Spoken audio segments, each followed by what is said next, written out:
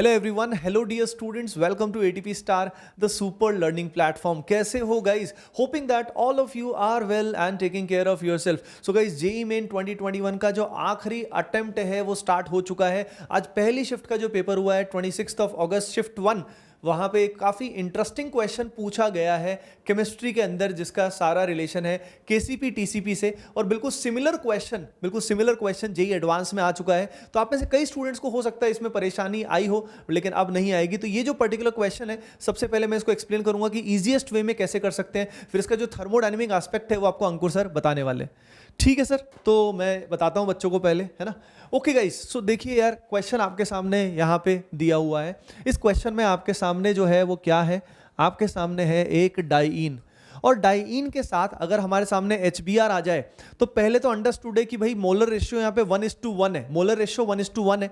ठीक है, यहाँ पे एक्सेस में अपने आप एज्यूम नहीं कर सकते। अब सबसे पहले आप सभी को क्या करना है, आप सभी को मार्कोनिकॉफ एडिशन करना है, यानी आपको पाई बॉन्ड को इस तरीके से ब्रेक करना है। You have to break the pi bond in such a way that stable cation is formed. Pi bond को आपको इस तरीके से तोड़ना है ताकि स्टेबल कैटायन बने। अब पाई बॉन्ड राइट वाला भी है, लेफ्ट वाला भी है, तो लेफ्ट वाले से हम क्या करेंगे, अटैक कराएंगे। क्यों लेफ्ट वाले से क्यों कराएंगे, तो भाई समझो, लेफ्ट वाले से कराएंगे अगर हम ये इलेक्ट्रोफाइल के साथ अगर इसका इंटरेक्शन कराएंगे तो यहां से जो कैटायन बनने वाला है, ध्यान से देखो, ये कैटायन सबसे स्टेबल बनेगा, क्योंकि इस कैटायन में अगर हम देखें तो अल्फा हाइड्रोजन भी ज्यादा है। उसके अलावा ये पाई बॉन्ड के साथ क्या कर रहा है, रेजोनेंस कर रहा है। So the pi bond is in resonance with this positive charge, and उसके अलावा अल्फा एच भी काफी बढ़िया, राइट।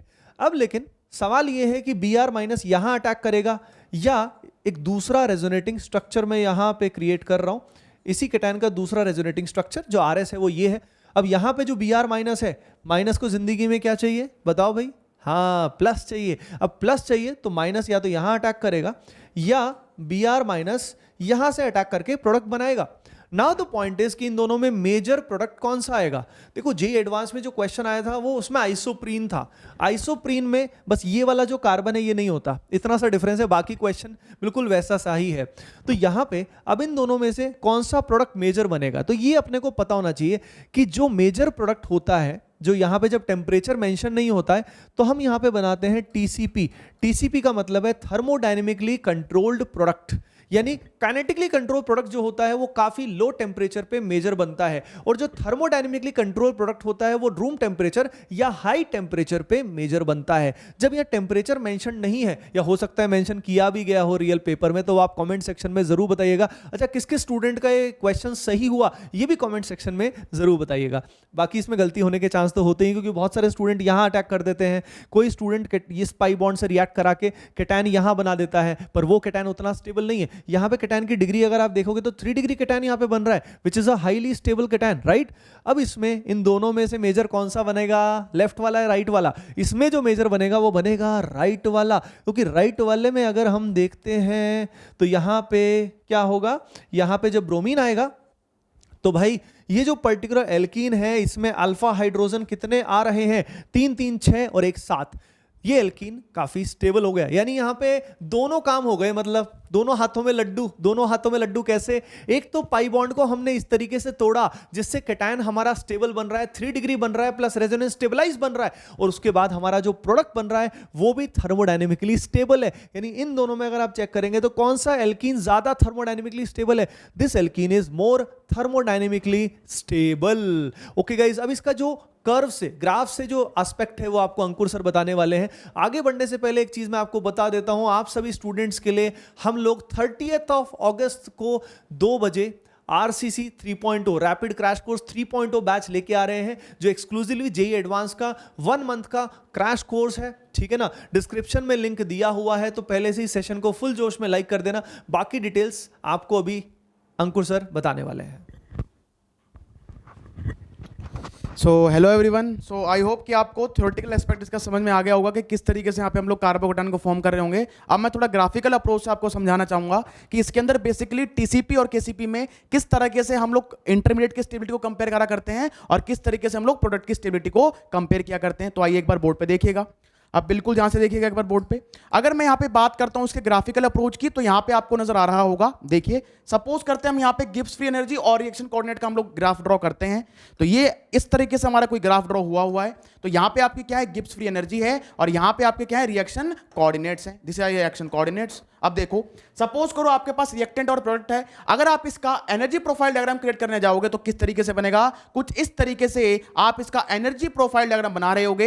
ये आपका रिएक्टेंट है और ये आपका प्रोडक्ट है। अब बिल्कुल ध्यान से बोर्ड पे देखना एक बार, बहुत बढ़िया कॉन्सेप्ट आपको बताने वाला हूं। अगर ये आपकी ट्रांजिशन स्टेट है तो इस रिएक्टेंट से ट्रांजिशन स्टेट तक का जो एनर्जी गैप है वो सपोज आपका क्या है, ये है। अब मुझे खुद ही बताना, अगर आप काइनेटिक कंट्रोल प्रोडक्ट की बात करते हैं तो उसमें काइनेटिक शब्द का यूज हो रहा है, और काइनेटिक का मतलब होता है रिएक्शन के रेट से, जो जितनी जल्दी बनेगा उसका रेट ऑफ रिएक्शन उतना ही फास्ट होगा। अब मुझे खुद ही बताना, केमिकल काइनेटिक्स में आपने अच्छे से पढ़ा है कि जो रेट ऑफ रिएक्शन हुआ करता है वो आपका एक्टिवेशन एनर्जी गैप, मतलब कि जो यहां पे ट्रांजिशन स्टेट की एनर्जी है और जो यहां पे रिएक्टेंट की एनर्जी है उनके एनर्जी डिफरेंस पर डिपेंड करेगा आपका ये। मतलब यहां जो आप अगर डेल्टा जी निकालने जाओगे, that is delta G transition state minus delta G of the reactant. अब चंपू जल्दी से सोच के बताना, अगर मैं ट्रांजिशन स्टेट को स्टेबलाइज कर देता हूं तो क्या मेरे पास ये जो पूरी वैल्यू है ये नेगेटिव आ जाएगी। अगर ये पूरी वैल्यू मेरे पास नेगेटिव होगी, इसका मतलब क्या होगा, एक्टिवेशन एनर्जी गैप आपका छोटा है, रेट ऑफ रिएक्शन यहां पे फास्ट होने वाला है।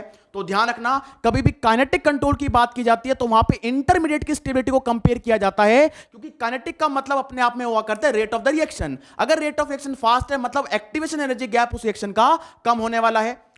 अब मैं बात करने वाला हूं टीसीपी की। टीसीपी का मतलब होता है थर्मोडायनेमिक कंट्रोल प्रोडक्ट, और थर्मोडायनेमिक का अपने आप में ही मतलब हो जाया करता है प्रोडक्ट की स्टेबिलिटी से। अब अगर मैं यहां पे टीसीपी की बात करता हूं तो टीसीपी का जो एनर्जी गैप होगा वो क्या होगा, delta G of product minus delta G of the reactant. और अगर आपने प्रोडक्ट को स्टेबलाइज कर दिया मतलब ये एनर्जी गैप आपका मिनिमाइज हो चुका है, इसकी वैल्यू आपकी नेगेटिव आ जाएगी। अब बिल्कुल एक बार सवाल पे ध्यान से पढ़ना, देखो ये पार्ट ऑलरेडी सर ने आपको बता दिया था। अगर मैं इस वाले कार्बोकटायन और इस वाले कार्बोकटायन दोनों की स्टेबिलिटी को कंपेयर करने जाता हूं तो निश्चित तौर पर यह पाऊंगा कि ये वाला जो कार्बोकटायन आपका है ये कैसा होगा, ये आपका ज्यादा स्टेबल है।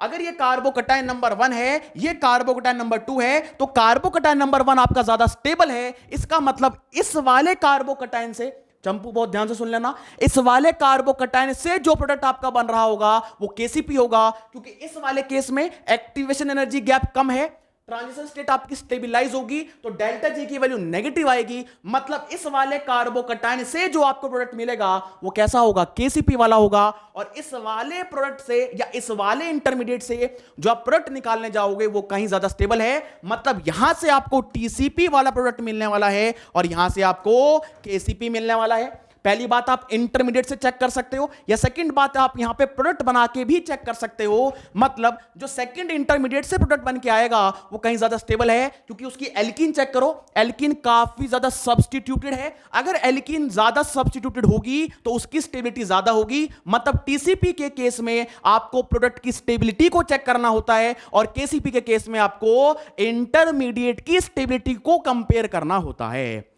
सो आई होप कि आपको इस सवाल से क्लैरिटी हुई होगी। मतलब ये सवाल अगर इस शिफ्ट में आया है तो मतलब पॉसिबिलिटी है कि काफी जगह और भी पूछा जा सकता है। तो मेन आपको सवाल रटने पे नहीं फोकस करना, आपको कंटेंट समझना, आपको कॉन्सेप्ट उसका समझना है कि थर्मोडायनेमिक एस्पेक्ट क्या है उसका और उसका नॉर्मल मेथड आपका क्या रहा होगा।